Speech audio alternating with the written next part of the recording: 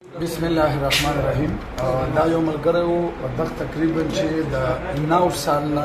د میرګي ولا علاج کړو. میرګي ولا د ټیسوم دی چې د 9 سال جاري ګولې وخوړې. دا باندې تقریبا چې میاش کې کبه به ډېر لیټ شو نو یو نیمه میاش بعد بیا د باندې جټکا راته دا له مو څلور دمونه پورا ګروپ په نه میاشت کې نو اوس د پښتنه کوچ په نه میاشت کې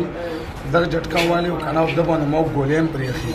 نه میاشت وشو چې د ګولې نه خورلې ته کوم ځای ورونه بنو ترتیب ورته وګورګه ته څومره وخت د مرګ ولې لا جاري تقریبا